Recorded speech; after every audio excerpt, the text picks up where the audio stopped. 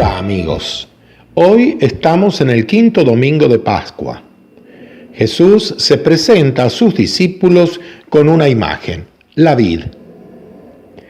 Dice al inicio del Evangelio: yo soy la verdadera vid y mi Padre el viñador. Hay dos cosas que ya nos quedan claras. La primera, que se debe centrar nuestra mirada en Él. No hay otra persona ni otra cosa que actúen como alternativas de salvación. Solo el estar unido de corazón a Él es garantía de salvación. Esto es una llamada de atención para todos los que deseamos ser sus discípulos. Debemos revisar continuamente nuestros criterios para no sentirnos salvados por estar en este determinado grupo, por rezar en tal postura, por participar de la misa en tal lugar, o por pertenecer al club de fans de tal cura, etcétera, etcétera. Ninguna de estas cosas son garantías. Solo unidos de corazón a la vid, es decir, a Jesús, a sus enseñanzas y a la interpretación que de ellas hace el magisterio, es permanecer unidos a la verdadera vid. La segunda afirmación es: mi Padre es el viñador.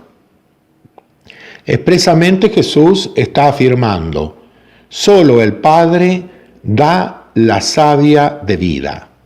Solo Él ordena los sarmientos y los mantiene unidos a la vid.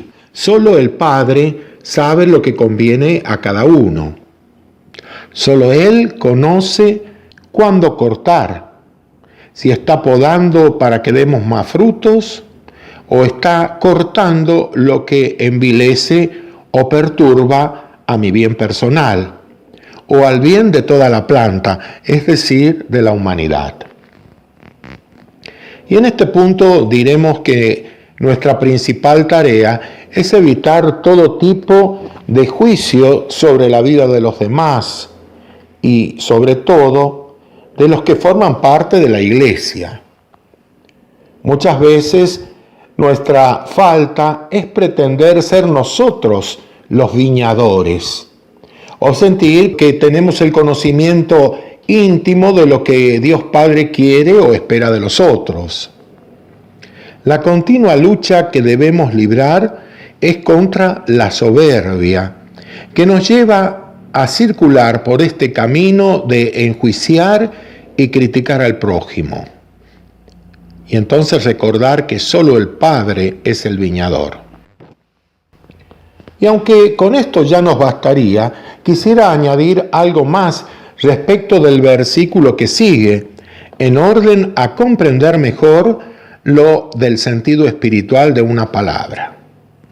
Dice así: Él corta todos los sarmientos que no dan fruto. Al que da fruto, lo poda para que dé más todavía.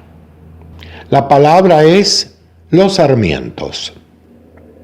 Debo confesar que de niño, cuando todavía estaba muy lejos de conocer el sentido espiritual de los términos de la Biblia, la palabra sarmiento no solo me resultaba imposible de entender en el sentido literal, sino que me costaba toda posibilidad de entender el mensaje de Jesús. Para mí, como buen sanjuanino, la palabra Sarmiento estaba íntimamente unida a Domingo Faustino Sarmiento, al maestro de América, como enseñaban en la escuela, al presidente, al escritor. Y yo no podía entender qué tenía que ver Sarmiento con la expresión de Jesús. ¿Sería que había que conocer más a Sarmiento para poder estar unido a Jesús? Pensaba yo con mi mente infantil. Si es que a eso podíamos decir que era pensar. Y en mi mente de niño nunca entendí la expresión y mucho menos el sentido espiritual de la misma. Hoy creo que allí fue cuando el Padre, Dios, en su momento, podó mi rama Y aprendí que sarmiento también se llamaba a los pámpanos de la vid, es decir, a las ramas nuevas que están destinadas a dar frutos el próximo año. Hoy pienso que muchas veces nos pasa así con la palabra de Dios. Leemos algo y lo interpretamos como mejor nos parece, y a veces vivimos en el error durante años, hasta que nos obligamos a leer bien o aprender otros nuevos significados distintos de los que yo sé o imagino. Sin ir más lejos, por ejemplo, cuando hoy leemos en la primera lectura que Pablo fue conducido a Cesarea y de allí a Tarso, nos resulta más fácil leer y decir que Pablo fue conducido a Cesarea en lugar de Cesarea. Y como no sabemos diferenciar entre Cesarea, que es una ciudad, en el mejor de los casos pensamos que Pablo se está refiriendo a que tuvo que ir a algún parto de alguna parienta o vaya a saber de qué otra persona. Por eso, leer la palabra con atención y preguntarnos qué es lo que la misma está diciendo, ya es un primer paso en el conocimiento de la enseñanza divina.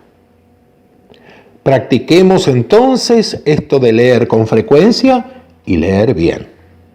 Buena semana, amigos.